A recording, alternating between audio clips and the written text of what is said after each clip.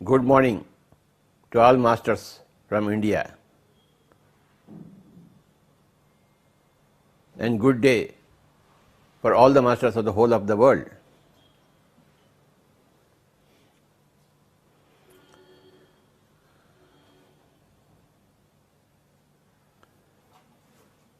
మనం ఎన్నోసార్లు వింటూ ఉంటాం, ఏమరా బుద్ధి జ్ఞానం లేకుండా మాట్లాడుతున్నావు,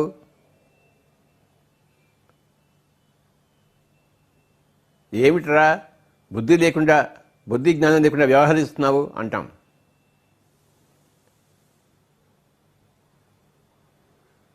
బుద్ధి జ్ఞానము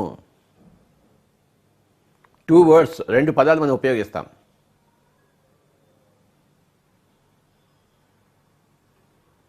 ఈరోజు ఈ బుద్ధి గురించి, ఈ జ్ఞానం గురించి మనం ఆలోచిద్దాం.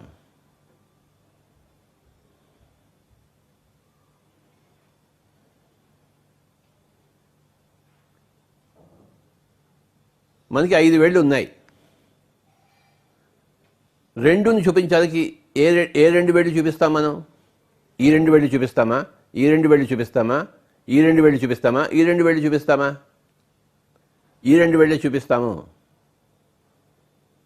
అంతేగాని 2 అంటే ఇలా చెప్పుచ్చాము, 2 అంటే ఇలా అన్నాము, 2 అంటే ఇలా అన్నాము, ఇలా అనొచ్చు.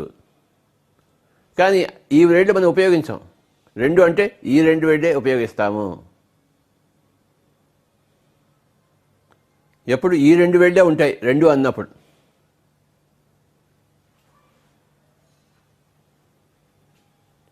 ఈ 2 ఏంటాయంటే, ఈ మధ్య వేలేమో బుద్ధి, చూపుడు వేలేమో జ్ఞానము.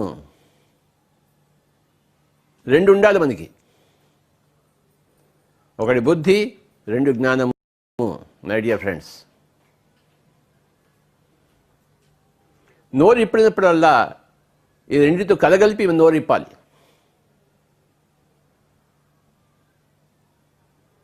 బుద్ధి లేకుండా మాట్లాడితే శోభనివ్వదు.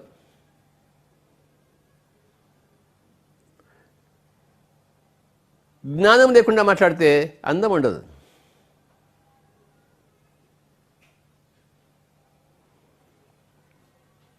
నోరు ఇప్పినప్పుడల్లా ప్రతి వాక్కు, ప్రతి వచనము 2తో కూడా ఉండాలి.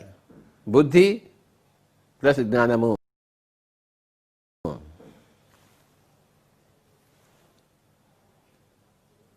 ఎప్పుడైతే నీ యొక్క వచనము అంటే నోట్లోంచి వచ్చే వాక్కు ఈ 2తో కూడి ఉంటుందో అప్పుడు నీ వాక్కు ప్రవచనం అవుతుంది, విశేషమైన వచనం అవుతుంది. యోగుల దగ్గర, మహాత్ముల దగ్గర మనం వచనం వినం, ప్రవచనం వింటాం.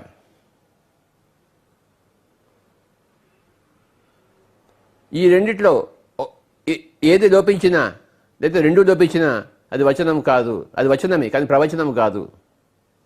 ఈ 2 ఉంటేనే ఆ వచనం ప్రవచనం అవుతుంది, ఆ వాక్కు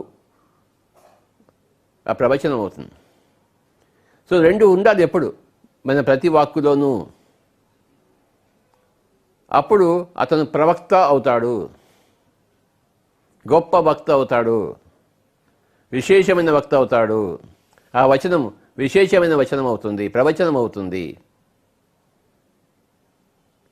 నోరు ఇప్పినప్పుడల్లా బుద్ధి లేకుండా ఇప్పితే ఏం లాభం? రసాభాస అవుతుంది.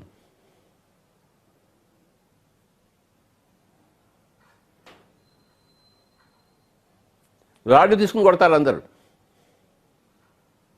బుద్ధి లేకుండా మాట్లాడితే. జ్ఞానం లేకుండా మాట్లాడచ్చు. జ్ఞానం లేకుండా మాట్లాడితే అది ప్రవచనం కాజాలదు. జ్ఞానం ఉండి తీరాలి అక్కడ ప్రవచనం కావడానికి.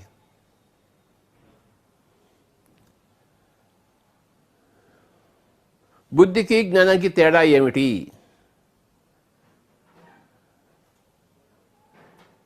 రెండు ఒకటే అయితే 2 పదాలు ఉండవు అక్కడ.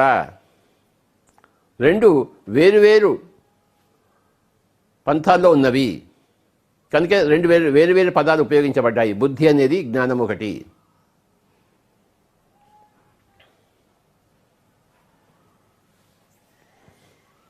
బుద్ధి అంటే చూడండి, ఈ 5 వేళలో బుద్ధి అనేది మనసు పక్కన ఉంది, శరీరం పక్కన ఉంది, ఆత్మ పక్కన ఉంది, రెండింటి మధ్యలో ఉంది.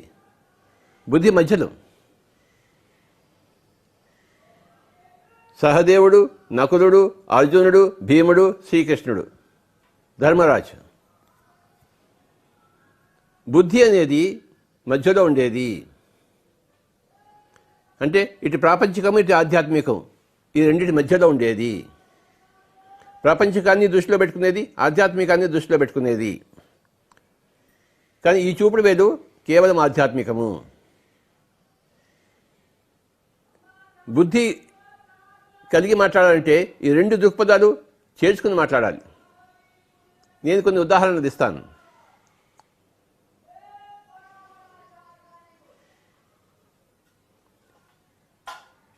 మీ ఫ్రెండ్ అమ్మగారు చనిపోయారనుకోండి, ఆ చనిపోయినప్పుడు మీరు వెళ్తారు అక్కడికి,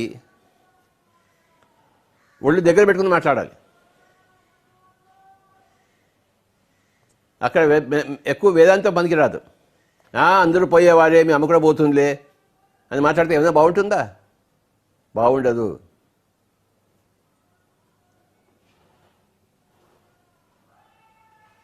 నువ్వు అలా మాట్లాడావనుకోండి, అక్కడ మెట్ట వేదంతో చెప్పావనుకోండి, ఆ సమయంలో అది ఆ సమయం కూడా అది సమయానికి తగిన మాటలు మాట్లాడాలి. అది బుద్ధితో కూడిన మాటలు. నీకు తెలుసు ఆత్మ చావదని చెప్పేసి, కానీ అక్కడ తల్లి చచ్చిపోయింది, ఆయన ఏడుస్తున్నాడు అబ్బాయి.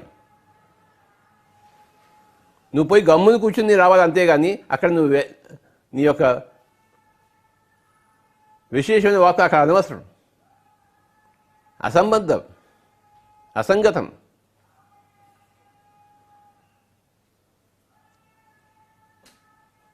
ఆ చావుకి వెళ్ళినప్పుడు నువ్వు ఏడవక్కర్లేదు, కానీ వాళ్ళని ఏడవకూడదు అని చెప్పకూడదు. వాళ్ళు ఏడవాలి, వాళ్ళు తమ ఇమోషన్స్ని బయటకు తీసుకురావాలి. అదే సమయం ఇంకెప్పుడు తీసుకొస్తారు.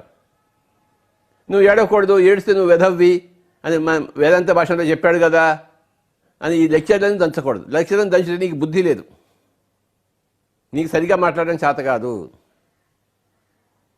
ఆ సన్నివేశంలో నువ్వు అలా నోరిపోయావు అనుకోండి, అక్కడ ఉన్న వాళ్ళంతా నీకు రాళ్ళు పెట్టి కొడతాను, నేను పోరా ఇక్కడి నుంచి అంటారు, మళ్ళీ ఈ పేపర్ రాకు అంటారు, ఈ నీ జన్మలో ఈ నీ ముఖం చూపించకంటారు. కరెక్ట్ అది. ఎందుకంటే వాడు బుద్ధి లేకుండా నోరు జారాడు, బుద్ధి లేకుండా నోట్లోంచి వాక్కు బయటకు తీశాడు. ఇంకొక యాక్సిడెంట్లో కాలు పోయాడు, కాలు విరిగింది అనుకోండి, నువ్వు హాస్పిటల్కి వెళ్ళి చూసేవాడు కాలు విరిగిపోయింది, కాలు కోసేశారు వాడిని, అంతా కర్మరా అని అప్పుడు అంటావేంటి? వాడికి తెలుసు, నీకు తెలుసు, కానీ ఆ మాటలు అక్కడ కూడదు.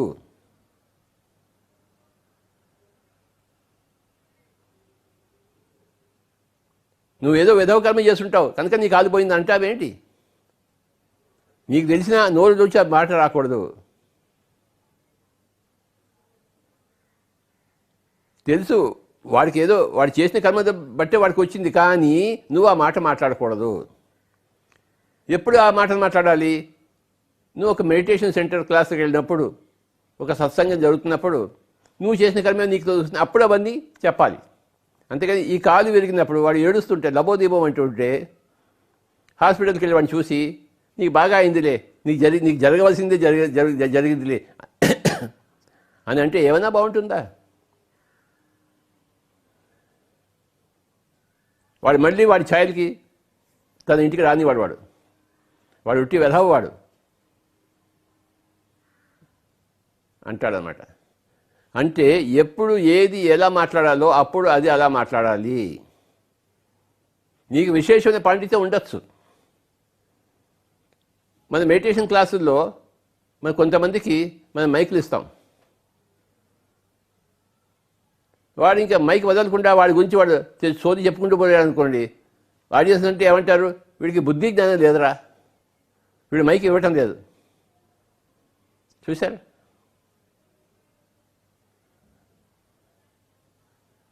ఆడియన్స్ని దృష్టిలో పెట్టుకోకుండా వీడు మాట్లాడితే వాడికి బుద్ధి ఉన్నట్ట, జ్ఞానం ఉన్నట్ట? ఎప్పుడు అలానే జరుగుతుంటుంది. ఎవరో గొప్ప మినిస్టర్ని మనం పిలుస్తాం, పిలవకపోతే ఆ మినిస్టర్ కోపం వస్తుంది. పిలిచి మైక్ ఇస్తాము, ఎక్కువ మాట్లాడాలనుకోండి ఆడియన్స్కి అంతా కోపం వస్తుంది.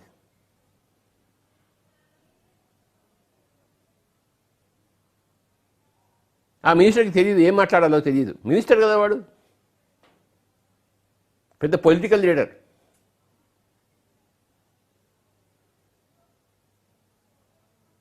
మైక్ దొరికిందే చాలు, ఓహో నాకు 1000 మంది ఉండాలి అని చెప్పేసి వాడు మాట్లాడుతూనే ఉంటాడు. ఇక వాడు మైక్ వదలడు, వాడి చేతితో మైక్ లాక్కోవాల్సి వస్తుంది. అంటే ఏంటి జరిగింది అక్కడ? వాడు గొప్పవాడే, ఏ ఎమ్మెల్యే ఏ మినిస్టర్ అయి ఉంటాడు, కానీ వాడికి ఇక్కడ సమయం సందర్భము లేకుండా మాట్లాడుతున్నాడు. ఎంత మాట్లాడాలో అంత మాట్లాడి వెంటనే మైక్ ఇచ్చేయాలి వాడికి అప్పుడు బుద్ధి జ్ఞానం ఉన్నట్టు లెక్క. వాడు ఇవ్వడు. వాడు టైం అయిపోయింది, మన ఇలా వాచ్ వైపు చూపిస్తున్నా అంటుంటాడు, మళ్ళీ మాట్లాడుతున్నాడు గంట సేపు.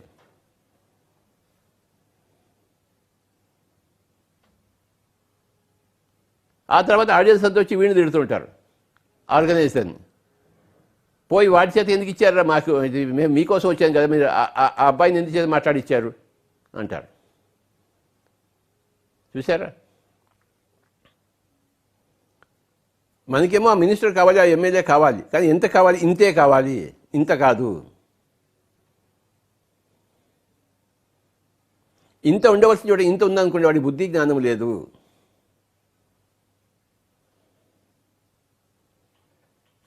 కామన్ సెన్స్ లేదు, ఇంగిత జ్ఞానం లేదా.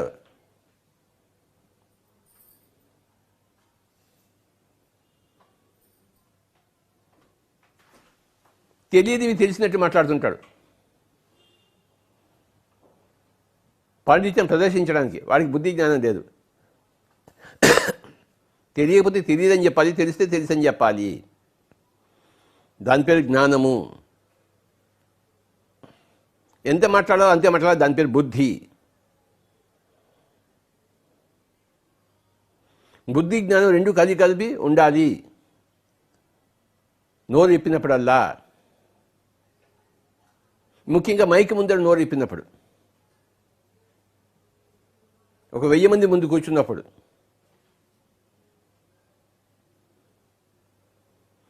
ఎవరో ఇద్దరు మనుషులు వాళ్ళకి వాళ్ళు మాట్లాడుకుంటున్నప్పుడు బుద్ధి అక్కర్లేదు, జ్ఞానం అక్కర్లేదు, అంత కళాపోసన.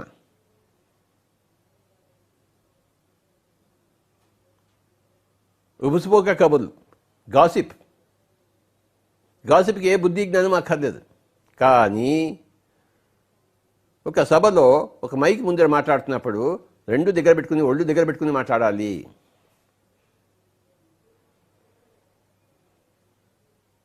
ఆ అకేషన్కి ఏది సందర్భము దాన్ని చూసుకుని మాట్లాడాలి. ఒక విషయం కోసం ఆ అకేషన్ ఉంటే, ఆ సందర్భం ఉంటే, ఇంకో విషయం గురించి మాట్లాడకూడదు. నీకు పాండిత్యం ఉన్నా.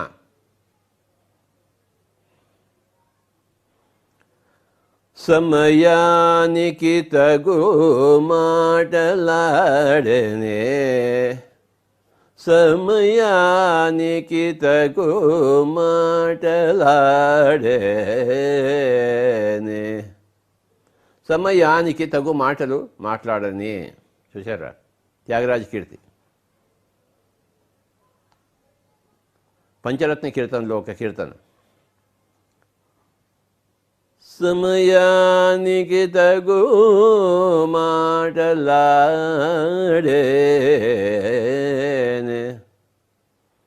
ఆ సమయం ఏమిటి? ఆ చావు సమయంలో వెళ్ళావు, పెద్ద మహాసభ జరుగుతోంది, ధ్యాన మహాసభ జరుగుతోంది. ఈ మినిస్టర్ వచ్చేసి వాడి కాన్స్టిట్యూషన్, వాడి పాలిటిక్స్ అవన్నీ మాట్లాడితే ఏం లాభం? నోరు ఉంది కదా అని మాట్లాడతారేంటి? బుద్ధి జ్ఞానం ఉంటే నోరిప్పాలి. నోరు ఉంది కదా నోరిప్పకూడదు.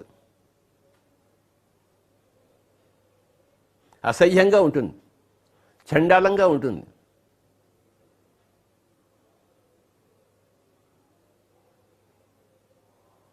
ఎంత మాట్లాడాలో క్వాంటిటీ అంత మాట్లాడడం బుద్ధి. ఏ క్వాలిటీతో మాట్లాడాలో దాని పేరు జ్ఞానము.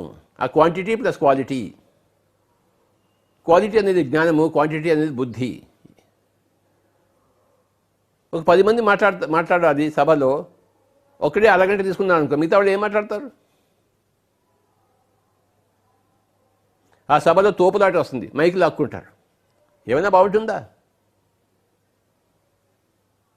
నీకు 3 నిమిషాలు టైం ఇస్తే 3 నిమిషాలు కాకముందే ఒక అర నిమిషం ముందరే మైక్ ఇచ్చేసేయాలి. అది గొప్ప జ్ఞానం, గొప్ప బుద్ధి.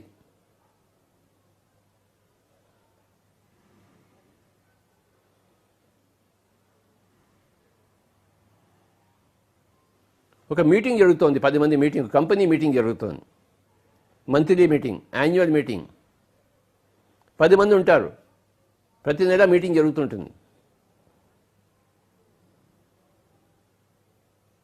నీ వంతు వస్తుంది మాట్లాడడానికి. నీ వంతు వచ్చేంత వరకు నువ్వు వెయిట్ చేయాలి, అంతేకాని ఇంకోటి ఎవడో మాట్లాడుతుంది మధ్యలో దూరకూడదు. నువ్వు మధ్యలో దూరావనుకో, వాడు ఇలా చూస్తాడు, ఒకసారి చూస్తాడు, రెండోసారి నీకు బుద్ధి జ్ఞానం లేదని తిట్టేస్తాడు, అంతే. ఒకడు మాట్లాడుతున్నప్పుడు ఇంకోటి మాట్లాడకూడదు. మనం టీవీ ఈ డిస్కషన్ చూస్తాం, అందరూ మాట్లాడుతుంటారు, వీడియో వస్తుంటాడు, వాడు వస్తుంటాడు, మధ్యలో ఇంకోటి కూడా వస్తున్నాడు, అందరూ వస్తూనే ఉంటారు టీవీలో చూస్తుంటే. ఒక్కడికి కూడా బుద్ధి జ్ఞానం లేదు. మరి వాడు అంతా పెద్ద పెద్ద మాట్లాడేవాళ్ళు, పెద్ద పెద్ద వాళ్ళు ప్రజానాయకులు.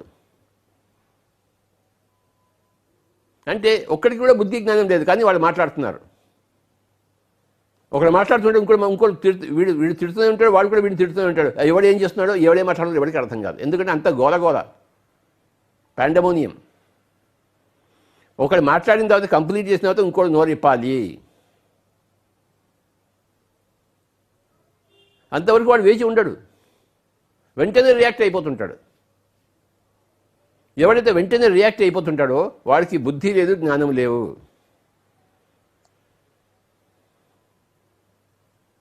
ఒక వాడికి నోరిప్పాలని చెప్పేసి పక్కవాడిని మాట్లాడనివ్వకూడదు, అంతే.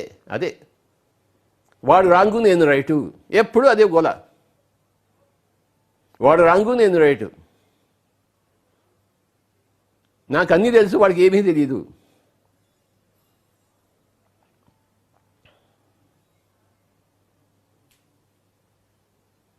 నిజంగా తెలిసిన వాడు ఊరికే ఉంటాడు, ఎప్పుడు ఏమీ తెలియని వాడే లబలబ కొట్టుకుంటూ ఉంటాడు, చప్పుడు ఎక్కువ చేస్తుంటాడు. నిండుకుండ తొనగదు.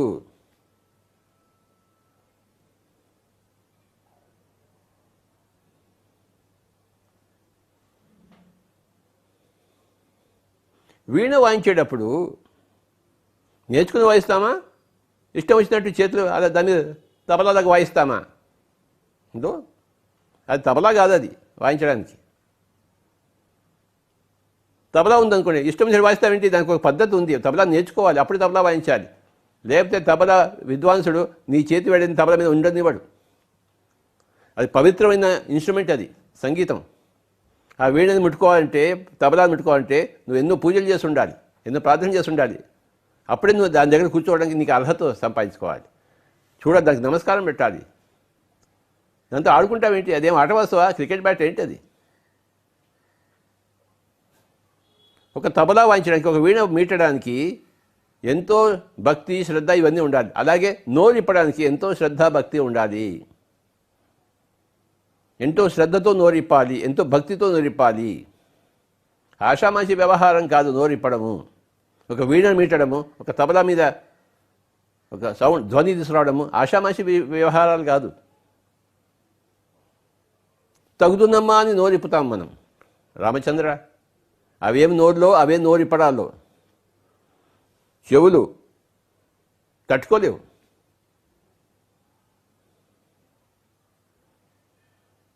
అక్కడి నుంచి పారిపోవాలనిపిస్తుంది. నోరు ఇప్పినప్పుడల్లా బుద్ధి జ్ఞానం ఉన్నాయా చూసుకుని నోరు ఇప్పాలి. ఆలోచించి నోరు ఇప్పాలి. యోచన చేసి మాట్లాడాలి.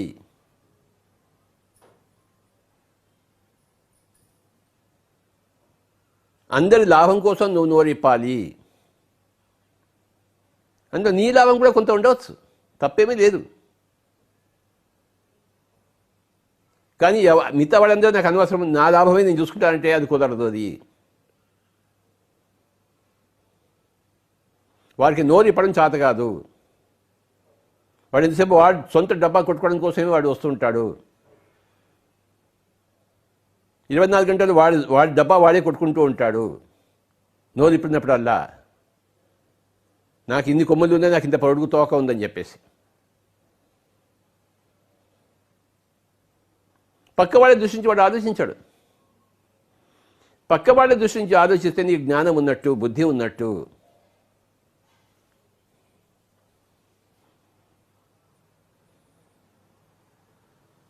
బుద్ధి అనేది ఇటు మనస్సు ఇటు ఆత్మ పక్కన రెండు మధ్యలో ఉంది.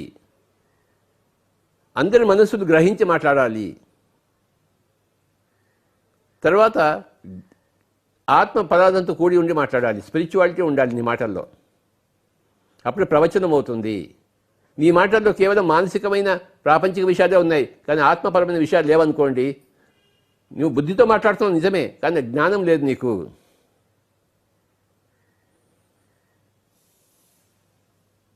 అది ప్రవచనం కాజాలదు. ఆత్మవత్ జ్ఞానము, ఆత్మవత్ విశేషాలు కలిస్తేనే బుద్ధికి జ్ఞానం వచ్చినట్టు, పువ్వుకి తావి వచ్చినట్టు. లేదా పువ్వు ఉంది కానీ దానికి వాసన లేదు. వాసన కావాలి కదా.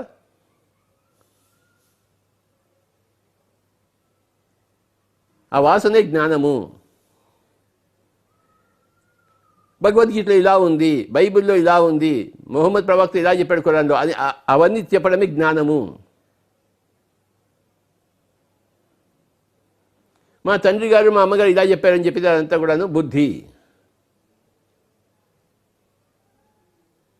మీ తండ్రి గారు మీ అమ్మగారు చెప్పారు మంచి సూక్తులే, కానీ ఇక్కడ కృష్ణుడు చెప్పాడు, ఒక బుద్ధుడు చెప్పాడు, ఒక మహావీరుడు చెప్పాడు, ఒక యేసు ప్రభు చెప్పాడు. అక్కడి నుంచి వచ్చింది జ్ఞానము. మీ తల్లిదండ్రులకు వచ్చేది బుద్ధి.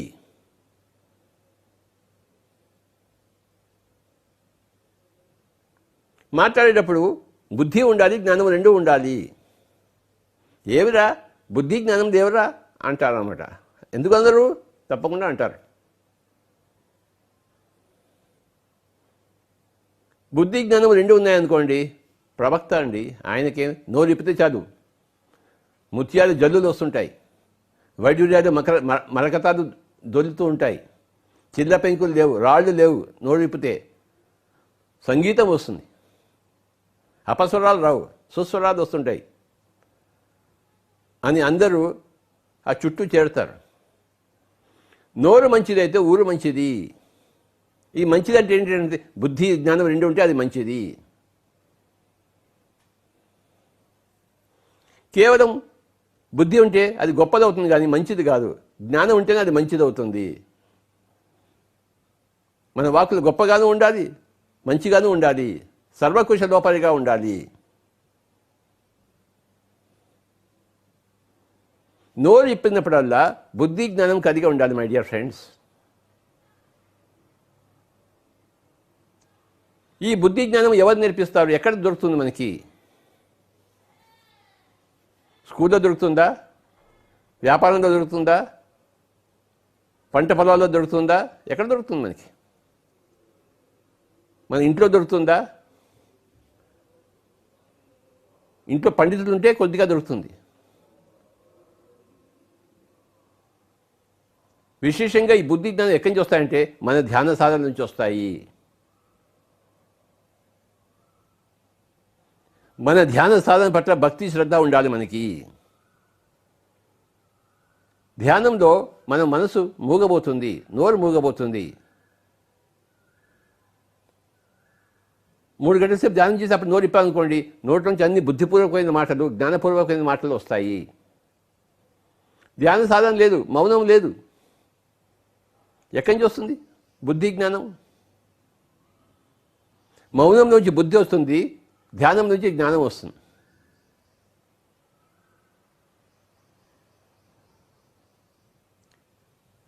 మౌనం పాటించకుండా బుద్ధి రాదు, ధ్యానం అభ్యాసం చేయకుండా జ్ఞానం రాదు.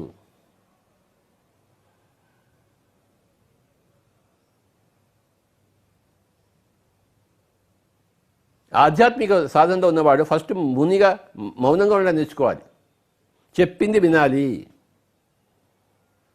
చెవులు రెక్కించుకుని వినాలి. నీ నోరు నువ్వు ఇప్పకూడదు.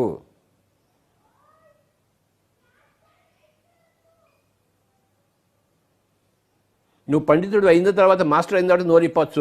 ఇంకా మాస్టర్ కాలేదు, నువ్వు పండితుడు కాలేదు, నోరు ఇప్పడానికి నీకు అర్హత లేదు. అపస్వరాలు వస్తాయి నోరు ఇప్పితే. పొట్టలో అక్షరం ముక్క లేదు, నోరు ఏమి ఇప్పుతాం? సాధన చేసినప్పుడే పొట్టలో కొన్ని అక్షరాలు వస్తాయి, అప్పుడు నోరు ఇప్పవచ్చు, పండితుడు అవుతావు.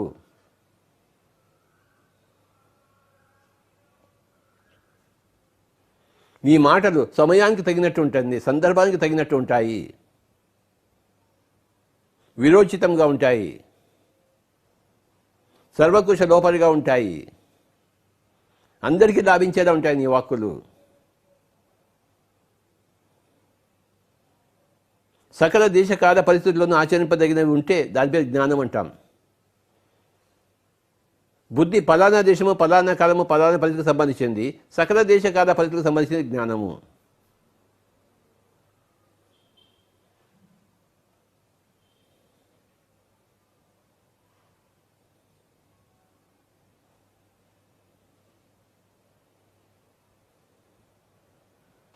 బుద్ధి జ్ఞానం లేనివాడు పురుషాధముడు,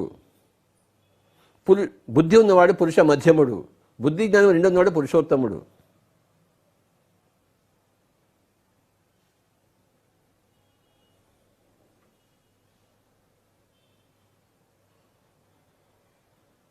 బుద్ధి లేకుండా వాడికి మనసుకు తోచినట్టు మాట్లాడేవాడు పురుషాధముడు.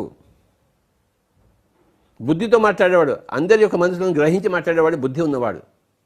అందరి యొక్క ఆత్మలను గ్రహించి మాట్లాడేవాడు జ్ఞాని, పురుషోత్తముడు. పురుషులలో పుణ్యపురుషుడు వేరయ్యా, విశ్వదాభిరామ వినరవేమ. పురుషులలో పురుషోత్తముడు వేరయ్యా.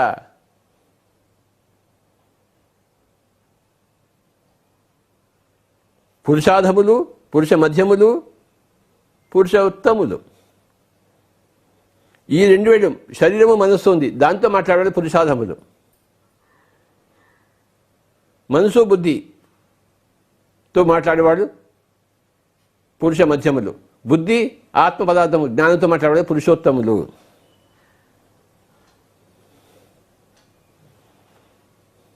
శరీరము, మనస్సు, బుద్ధి, ఆత్మ, సర్వాత్మ రెండు ఉండాలి అని ఈ రెండు వేళ్ళు చూపిస్తాము. ఇది బుద్ధి, ఇది ఆత్మ. నోరు ఇప్పినప్పుడల్లా ఈ రెండింటితో కూడి మాట్లాడాలి మనము. ఆ లక్ష్యం పెట్టుకుని ఆ సాధన చేసి మాట్లాడాలి. లక్ష్యం లేదు, సాధన లేదు, ఏం మాట్లాడతాం చెప్పండి?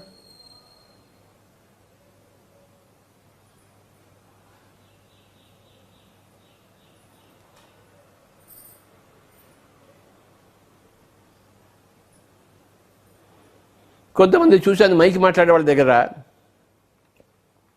మైక్ బాగుంటుంది కానీ వీడి వాయిస్ బాగాలేదు. అందరూ వింటున్నారా అని మాట్లాడతాడు, ఆ మైక్ పట్టుకోలేదు. నువ్వు వాయిస్ ఎక్కువ చేసి మాట్లాడాలి మైక్లో. ఆ ఎంత వాయిస్ ఉండాలో వాడికి తెలియదు, వాడికి ఆ టెక్నికాలిటీస్ తెలియదు. లేదా ఒక్కొక్కసారి మైక్ మరీ దగ్గర పెట్టుకుని గట్టిగా అరుస్తుంటాడు. విషయం బాగానే ఉంది కానీ నీ వాయిస్ బాగాలేదు. ఎన్నో విషయాలు ఉంటాయి బుద్ధి జ్ఞానంలో. నువ్వు టెక్నికల్గా సరిగ్గా ఉండాలి, మైక్ దగ్గర సరిగ్గా ఉండాలి, మూతి దగ్గర ఎంత ఎక్కువ దగ్గర ఉండకూడదు, ఎక్కువ దూరం ఉండకూడదు. ఏ టోన్లో మాట్లాడాలో ఆ టోన్లో మాట్లాడాలి, ఎంత మాట్లాడాలో అంత మాట్లాడాలి, ఏ విషయం మాట్లాడాలో ఆ విషయమే మాట్లాడాలి.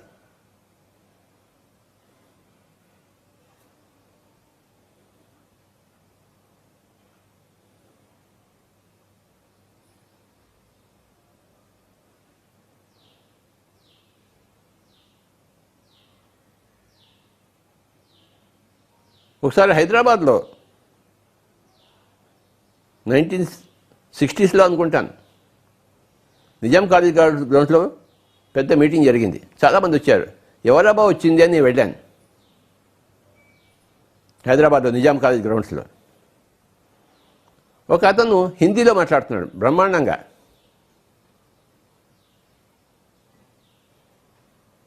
ఎవరబ్బా అని చూస్తే అటల్ బిహారీ వాజ్పేయి. ఆ నోరు ఇప్పితే బ్రహ్మాండమైన ప్రవాహం వస్తుంటుంది, చక్కటి హిందీ. చక్కటి సమయం సందర్భం, చలోక్తులు, హ్యూమర్, పాండిత్యము అన్నీ ఉన్నాయి ఆయన దగ్గర. అటల్ బిహారీ వాజ్పేయి ఆ రోజు అనిపించింది వీడు ఏదో రోజు ప్రైమ్ మినిస్టర్ అవుతాడు రా అని చెప్పేసి. అయ్యాడు ప్రైమ్ మినిస్టర్ ఆయన.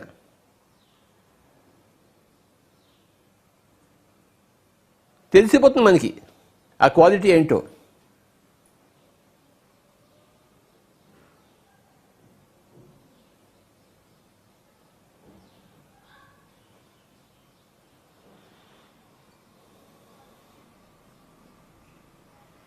కేవలం బుద్ధితో మాట్లాడేవాడు వక్త అవుతాడు, కానీ జ్ఞానంతో కూడా మాట్లాడే ప్రవక్త అవుతాడు.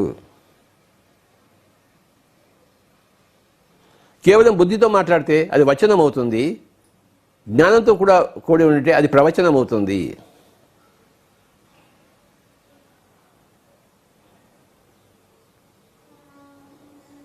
నువ్వు మాట్లాడే ప్రతి వచనము ఒక ప్రవచనము కావాలి. నోరు ఇప్పినప్పుడల్లా నువ్వు ఒక ప్రవక్తగా నోరు ఇప్పాలి, లేకపోతే నోరు మూసుకుని కూర్చోవాలి. చేత కాకపోతే నోరు మూసుకుని కూర్చో, అది గొప్ప విషయం. అది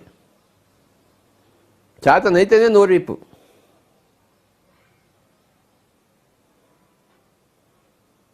నాకు ఇది చేత కాదని చెప్పడంతో నామోషి ఏముంది? నాకు ఇది చేత కాదని చెప్పడంలో ఎంతో గొప్పతనం ఉంది. నామోషి ఏమీ లేదు, అల్పత్వం లేదు, విఘ్నత్వం ఉంది అక్కడ.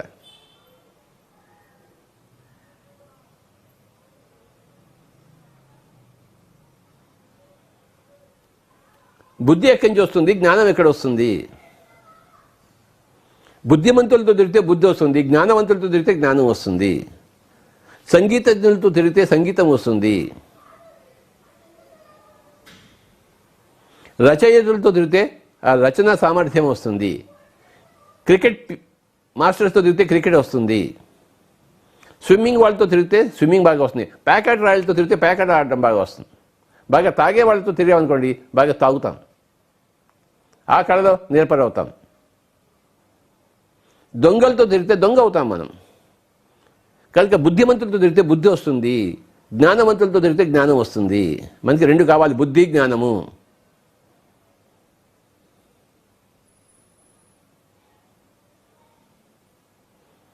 ప్రాపంచికంగా ఎంతో ఉన్నత స్థితికి వెళ్ళి ఉంటాడు, కానీ ఆధ్యాత్మికంగా జీరో. అప్పుడు వాడికి బుద్ధి బాగా ఉంటుంది కానీ జ్ఞానం ఉండదు.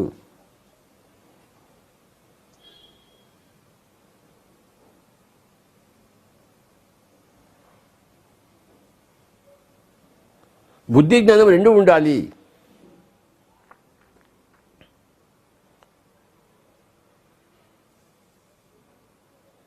బుద్ధి అనేది ప్రాపంచిక విఘ్నత, జ్ఞానం అనేది ఆధ్యాత్మిక సత్యం. నువ్వు శరీరం కాదు, నువ్వు ఆత్మ అంటే అది ఆధ్యాత్మిక సత్యం. అది కలిగి ఉన్నవాడు జ్ఞాని.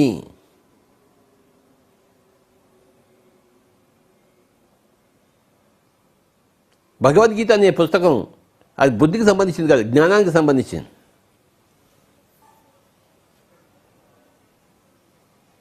పుట్టుకంటే ఏంటి, చావు అంటే ఏమిటి, ఎందుకు పుట్టాము, ఎందుకు చస్తున్నాము, చచ్చినది ఎక్కడ పోతాము, ఇవన్నీ చెప్పేది జ్ఞానం.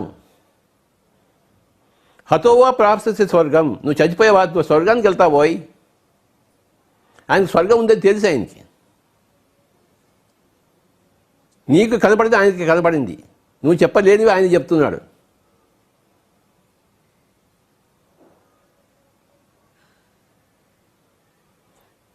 ఆ జ్ఞానం లేనివాడు ఏం మాట్లాడతాడు? చచ్చిపోయిన తర్వాత ఏమవుతుంది? ఏమీ కాదు, నీ శరీరం భూమిలోకి పోతుంది, గాలిలో కలిసిపోతుంది, పదార్థంతో కలిసిపోతుంది అంటాడు అంతే. వాడు స్వర్గం గురించి మాట్లాడలేడు, వాడికి తెలియదు, వాడికి జ్ఞానం లేదు, ఆ సబ్జెక్టు చదవలేదు, ఆ సబ్జెక్టు సాధన చేయలేదు. కానీ భగవద్గీతలో ఉంది, హతో వా ప్రాప్స్యసి స్వర్గం,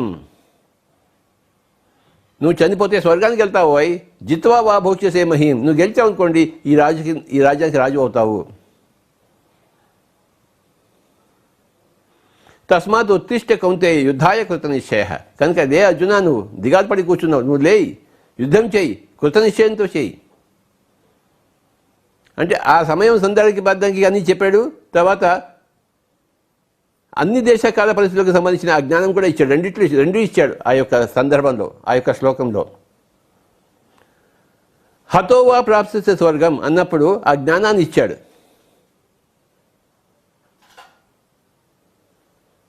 జిత్వా వా భోక్ష్యసే మహీం అన్నప్పుడు, తస్మాత్ ఉత్తిష్ట కౌంతేయ యుద్ధాయ కృష్ణనీష అన్నప్పుడు ఆ బుద్ధిని ప్రసాదించాడు. ఇప్పుడు నువ్వు ఈ పని చెయ్యి, ఆ గాంధీవం తీసుకో, లేయి, గాంధీవం తీసుకో, యుద్ధం చేయి. నీకు చావన్నా ఉంటుంది, లేతే నువ్వన్నా వాడిని చంపుతావు. నీకు చావు ఉంటే నువ్వు స్వర్గానికి వెళ్తావు. వాడే కనుక చేస్తే ఈ రాజ్యం అంతా నీది. ఎంత చక్కగా చెప్తాడు చూడండి.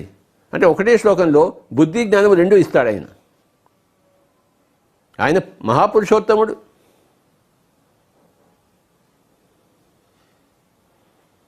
ఆ జ్ఞానం ఆ శ్లోకంలో లేదనుకోండి, ఆ భగవద్గీత లేదనుకోండి, మన భగవద్గీత ఇప్పటికీ మనం చర్చించుకునే వాళ్ళమా? కాదు. కేవలం బుద్ధితో మాట్లాడుంటే అది అప్పటికే మర్చిపోయింది. అందుకే ఆ సమయం అయిపోయింది, ఆ సందర్భం ఏంది, మనకేం సంబంధం. కానీ అప్పటి నుంచి ఇప్పటి వరకు మనం గుర్తుపెట్టుకున్నామంటే సకల దేశకాల పరిస్థితులకు సంబంధించింది జ్ఞానము. కనుక అప్పటి నుంచి ఇప్పటిదాకా మన దగ్గర భగవద్గీత ఉన్నది. అప్పటికి కావాల్సిన అవసరము ఉంది అందులో, ఎప్పటికీ తెలుసుకోవాల్సిన సత్యము ఉంది అందులో. రెండు ఉన్నాయి ఆ శ్లోకంలో, బుద్ధి జ్ఞానము. హతోవా ప్రాప్స్యతే స్వర్గం, అది జ్ఞానానికి సంబంధించిన విషయము. జిత్వా వా భోక్ష్యసే మహీం, అది బుద్ధికి సంబంధించిన విషయము. తస్మాత్ ఉత్తిష్ట కౌంతేయ యుద్ధాయ కృష్ణనీష, ఇది బుద్ధికి సంబంధించిన విషయము. లే, ఇప్పుడు నువ్వు లేకుండా గాడిని వదిలేసావు అనుకో, నీకు బుద్ధి లేదు. నీకు వాడు నవ్వుతాడు, కౌరవులంతా కూడా. చూసారా, మహావీరుడు వచ్చాడు పారిపోయాడు అని చెప్పేసి.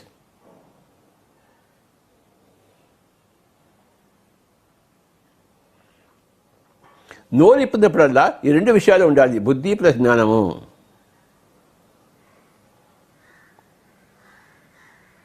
ప్రవక్తల దగ్గర నేర్చుకోవాలి, ఖలీల్ జిబ్రాన్ దగ్గర నేర్చుకోవాలి ఎలా మాట్లాడాలో, మైకిల్ నేమీ దగ్గర నేర్చుకోవాలి ఎలా మాట్లాడాలో, ఓషో రజనీష్ దగ్గర నేర్చుకోవాలి ఎలా మాట్లాడాలో, కబీర్ దగ్గర నేర్చుకోవాలి ఎలా మాట్లాడాలో, వేమన దగ్గర నేర్చుకోవాలి ఎలా మాట్లాడాలో, వీరబ్రహ్మేంద్ర స్వామి దగ్గర నేర్చుకోవాలి ఎలా నోరెప్పాలో.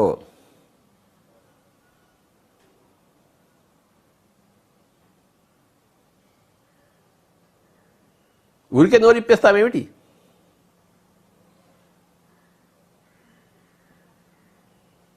కడుపును దిగాలని తిండి చేస్తామంటే ఆకలి ఉంటే తినాలి, ఆకలి ఎప్పుడుంటే అప్పుడు తినాలి. అలాగే నోరు ఇప్పినప్పుడల్లా మనం మాట్లాడేస్తామేంటి?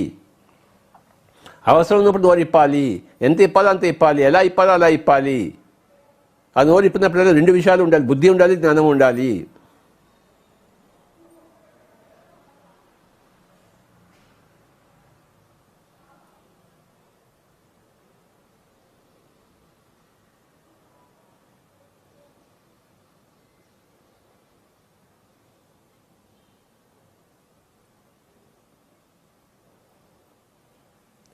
బుద్ధిమంతుల దగ్గరికి వెళ్ళడం, వాళ్ళ దగ్గర కూర్చోవడము, జ్ఞానవంతుల దగ్గరికి వెళ్ళడం, వాళ్ళ దగ్గర కూర్చోవడము. కర్నూలులో నేను ఉన్నప్పుడు ఒక ఆయన నాకు తగిలాడు. ఆయన పేరు సదానంద యోగి.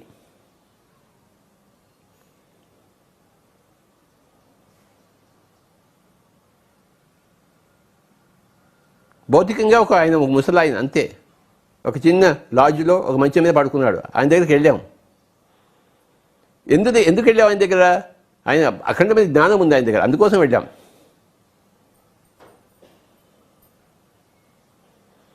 వెళ్ళంగా ఆయన ఫస్ట్ నోరిప్పినప్పుడు ఏం చెప్పాడు సార్? ఇక్కడ బ్రహ్మజ్ఞానం తప్ప ఇంకేది దొరకదు అని చెప్పాడు. స్వామీజీ, మేము దానికోసమే వచ్చాం స్వామి అని చెప్పామన్నమాట.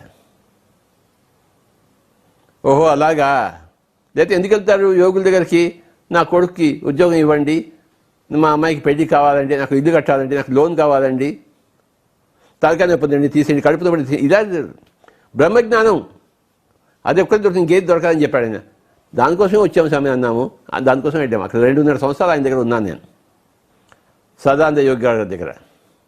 ఆయన ఎన్నో విషయాలు చెప్తూనే ఉండేవారు.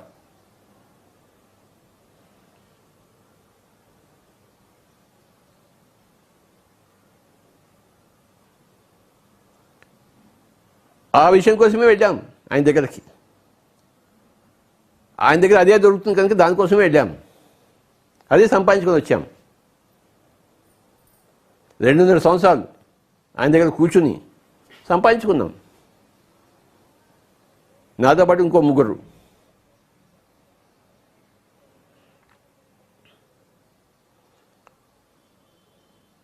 జ్ఞానుల పుస్తకాలు చదివి జ్ఞానం సంపాదించుకుంటాం, బుద్ధిమంతుల పుస్తకాలు చదివి బుద్ధిని సంపాదించుకుంటాం.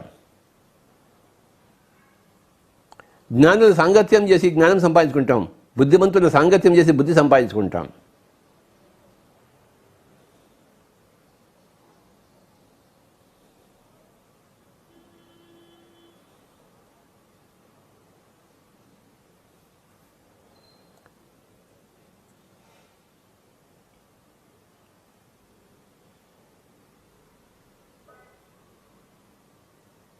బుద్ధి ప్లస్ జ్ఞానము = పురుషోత్తముడు.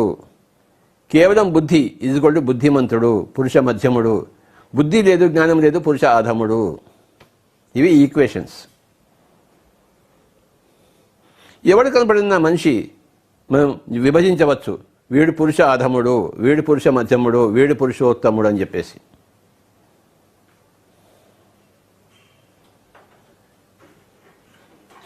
అప్పుడు మనకు తెలిసిపోతుంది పురుషాధములతో మనం ఎలా ఉండాలి, పురుష మధ్యములతో ఎలా ఉండాలి, మనం పురుషోత్తములతో ఎలా ఉండాలి అని చెప్పేసి.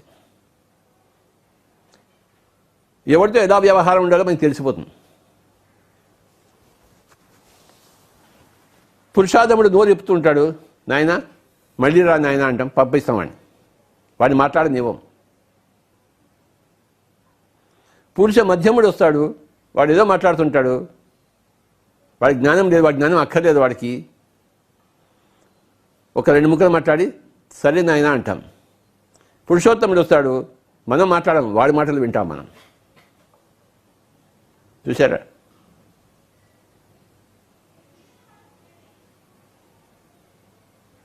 పురుషోత్తముడు వస్తే మనం మాట్లాడతాం ఏంటి, మనం వినాలి, చెవులకు పని చెప్పడాలి. పురుషాధముడు వచ్చాడు అనుకోండి, చెవులు వినపడవు, మనకి నోరు పలకదు.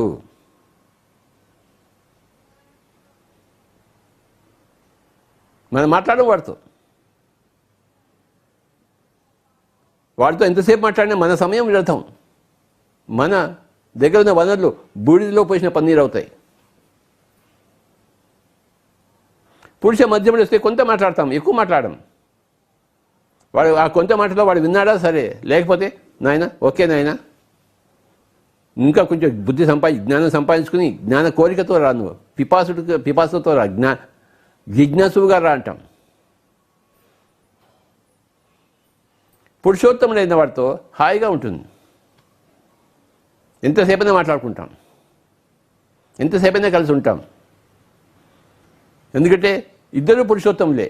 ఎలా ఉంటుంది మరి ఆ సంభాషణ, ఆ వ్యవహారం, పరస్పరం కొన్ని రోజులైనా హాయిగా మాట్లాడుకోవచ్చు. శ్రీరాముడికి కొన్ని ప్రశ్నలు వచ్చాయి. విశ్వామిత్రుడు ఏం చెప్పాడంటే, నేను చెప్పగలను కానీ నాకు టైం లేదు, ఇప్పుడు నాకు వేరే పనులు ఉన్నాయి, వాడు ఉన్నాడు వశిష్ఠుడు, వాడికి టైం ఉంది, మీ ఇద్దరు కలిసి మాట్లాడుకోండి అని చెప్పాడు. అవునా స్వామీజీ అన్నాడు. ఎస్ అని చెప్పి ఒక మీటింగ్ ఏర్పాటు చేశారు రాముడికి వశిష్ఠుడికి. అది 10 రోజులు సాగింది. ఇంత పెద్ద గ్రంథం అయిపోయింది అది, యోగ వాసిష్టం. యోగ వాసిష్టం ఆ గ్రంథం చదవకపోతే జీవితం వేస్ట్. 10 రోజులు జరుగుతుంది. శ్రీరాముడు 10 రోజులు ప్రశ్నలు అడుగుతూ ఉంటాడు, వశిష్ఠుడు 10 రోజులు జవాబులు చెప్తూనే ఉంటాడు. అంటే 10 రోజులు ఉత్కంఠతో సాగింది. భూలోకవాసులు, పైలోకవాసులు అందరూ గుమిగూడు ఉన్నారు అక్కడ. కిక్కిరిసిపోయింది. ఈయన ఏం అడుగుతున్నాడో ఆయన ఏం చెప్తున్నాడు అని చెప్పేసి. ఈయన ఒక పురుషోత్తముడు, ఆయన ఒక పురుషోత్తముడు, ఇద్దరు పురుషోత్తముడు, మహాపురుషోత్తముడు. శ్రీరాముడు ఎలాంటి పురుషోత్తముడు, మరి వశిష్ఠుడు ఇంకెంత పురుషోత్తముడు ఆయన. 10 రోజులు సాగింది యోగ వాసిష్టం. పిరమిడ్ మాస్టర్ అందరూ తప్పకుండా చదివి తీరాలి యోగ వాసిష్టాన్ని.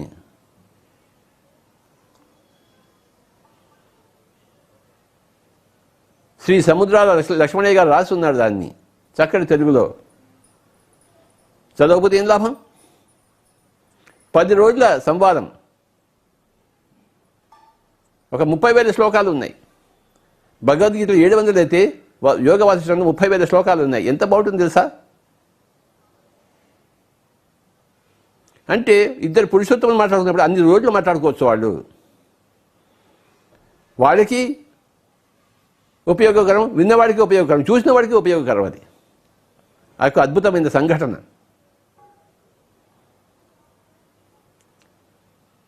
శ్రీరాముడు ఈ కుర్రవాడు, 16 ఏళ్ళవాడు, వశిష్ఠుడు పండిన బ్రహ్మర్షి. వీళ్ళిద్దరికీ సంవాదం ఏ లెవెల్లో ఉంటుందో మీరే ఊహించండి.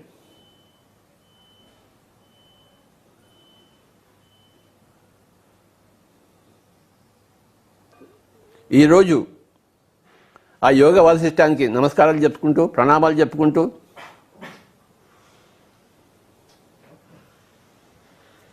కాసేపు మనం ధ్యానం చేద్దాం.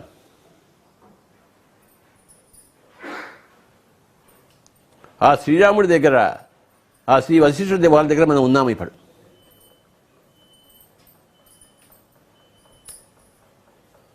హాయిగా కూర్చుందాం. శ్వాస మీద ధ్యాస, శ్వాసానుసంధానం.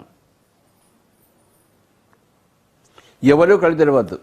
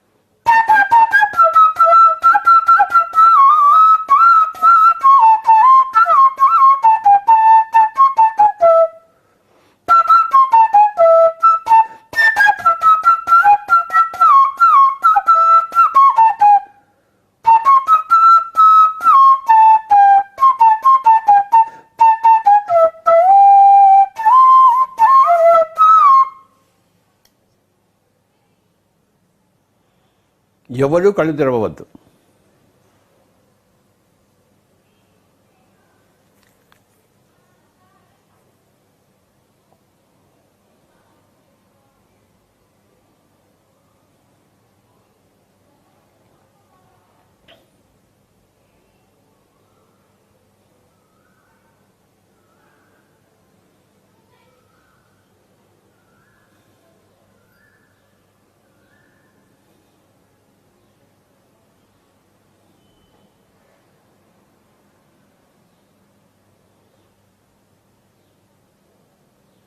పక్క వాళ్ళ బుద్ధితో కలిసి ఉంటే మనకి బుద్ధి వస్తుంది, మన సొంత ఆత్మతో మనం కలిసి ఉంటే మనకి జ్ఞానం వస్తుంది.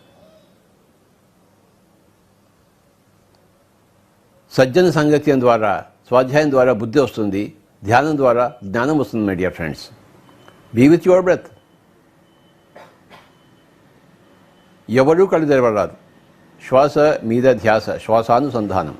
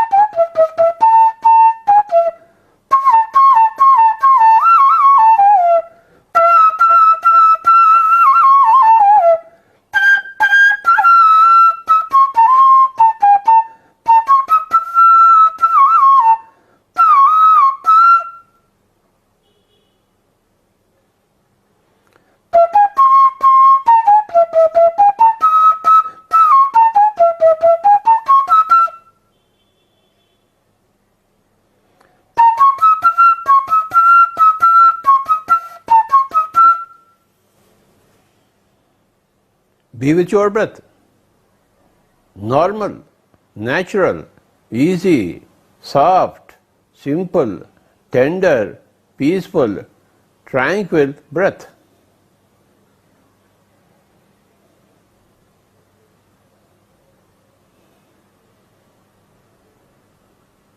ఎవరు కళ్ళు తెరవరాదు. శ్వాస మీద ధ్యాస, శ్వాసానుసంధానం. ఆనాపానసతి, సుఖమయ ప్రాణాయామం, comfortable pranayama, easy pranayama, pleasurable pranayama.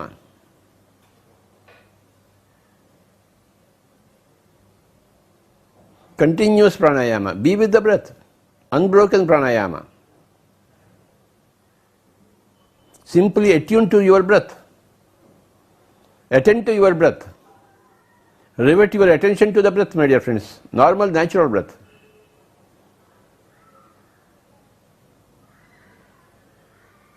That is the royal pathway for self-realization.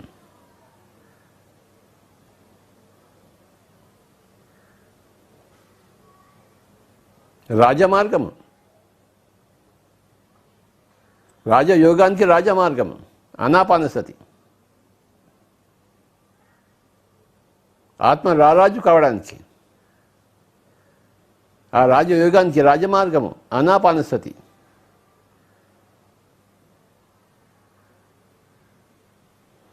పూరక రేచక కుంభక రహితమైన శ్వాసానుసంధానం.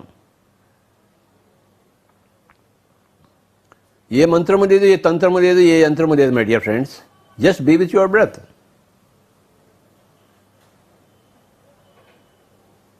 మంత్రరహిత, తంత్రరహిత, యంత్రరహిత ధ్యానం, శ్వాస మీద ధ్యాస.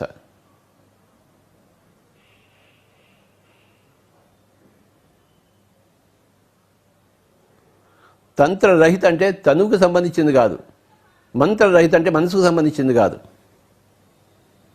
శ్వాసానుసంధానం.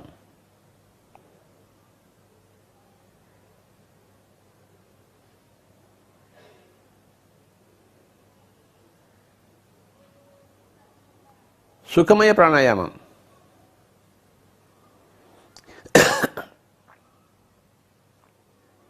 ససేమిరా కళ్ళు తెరవరాదు.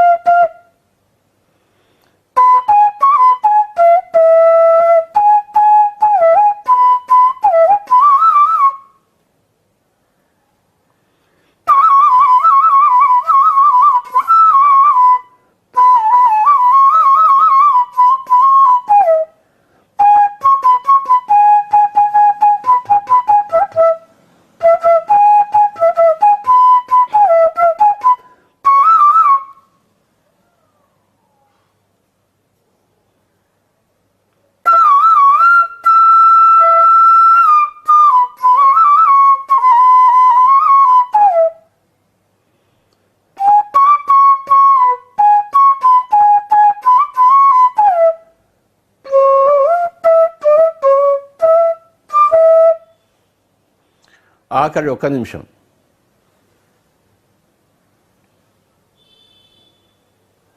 శ్వాస మీద ధ్యాస మిత్రులారా. Be with your breath.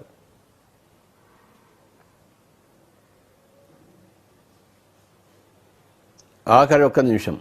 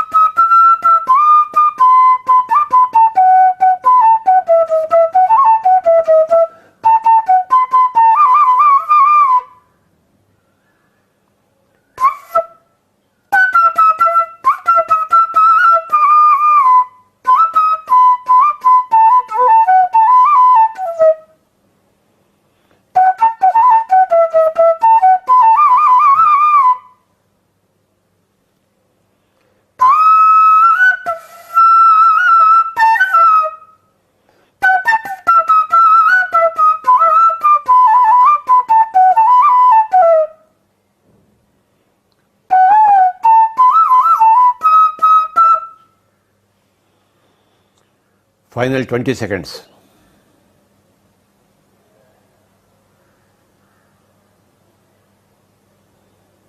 Ten seconds.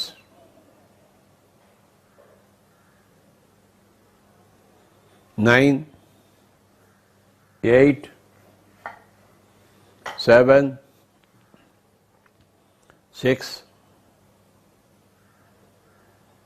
5, 4, 3, 2 1 0.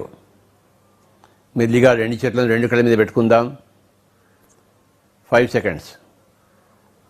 5 4 3 2 1 0. Slowly remove your hands and you may open your eyes, my dear friends. Thank you very much. అందరికీ నమస్కారం.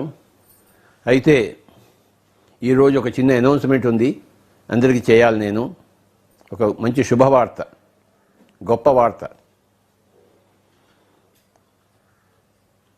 ఒకసారి శాస్త్రి గారిని నాతో మాట్లాడమని చెప్పి కింద పోనీ.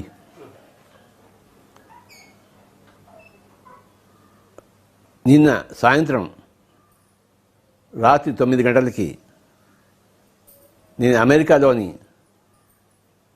ఈ అన్టోల్డ్ స్టోరీ ఆఫ్ సీత యొక్క రచయిత డీనా మెరియంతో మాట్లాడడం నేను జరిగింది. ఆవిడ ఎంతో గొప్ప హృదయంతో అంగీకరించింది నాతో మాట్లాడడానికి. అర్ధగంట సేపు సంభాషణ జరిగింది. నా విషయాలు ఆవిడ వింది, ఆవిడ విషయాలు నేను విన్నాను. ఆవిడ ఎంతో చక్కగా స్పందించింది మన పిఎస్ఎస్ఎంకు, మన ఉద్దేశాలకు, మన మూమెంట్కి, మన సంస్థకి, మన వ్యవస్థకి. రేపు అంటే శనివారం, రేపు సాయంత్రం 5 గంటలకు ఆవిడ జూమ్లో వస్తోంది. ముఖ్యంగా ఈ అన్టోల్డ్ స్టోరీ ఆఫ్ సీత చదివిన వాళ్ళందరూ కూడాను వాళ్ళు తప్పకుండా చూడవలసిన జూమ్ ఇది. ఆ రచయిత్రిని మనం రేపు చూస్తాం. అయ్యా శాస్త్రి గారు, నమస్తే సార్. రేపు ఎన్ని గంటలకి? రేపు evening 5 to 7 o'clock sir. Evening 5 o'clock India time. రేపు ఈవినింగ్ 5 to 7. ఓకే. రేపు సాయంత్రం 5 నుంచి 7 గంటల వరకు ఉంటుంది జూమ్ కాల్. ఎవరెవరైతే కొన్ని ప్రశ్నలు వేయదలుచుకున్నారో ఆ ప్రశ్నలు అన్నింటినీ వ్రాసి పంపించవలసిందిగా కోరుకుంటున్నాము శ్రీ డిఎల్ఎన్ శాస్త్రి గారికి. ఆ ప్రశ్నలకి ఆవిడ జవాబులు చెప్తారు. ఇది గొప్ప అవకాశం పిల్లల మాస్టర్స్కి, ముఖ్యంగా the untold story of Sita చదివిన వాళ్ళకి, మన గుళ్ళపల్లి సరోజ మేడంని అందరినీ విన్నవారికి ఇది గొప్ప అవకాశం. రేపు సాయంత్రం 5 గంటల నుంచి 7 గంటల వరకు ఇది పిరమిడ్ మెడిటేషన్ ఛానల్లో వస్తుంది.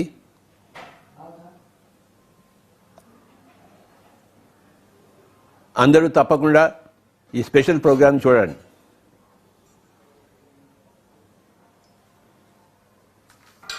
రేపు సాయంత్రం 5 గంటల నుంచి 7 గంటల వరకు Deena Merriam the untold story of Sita యొక్క రచయిత్రి, ఆవిడతో స్పెషల్ ఇంటర్వ్యూ ఉంటుంది, ప్రశ్నోత్తరాలు ఉంటాయి.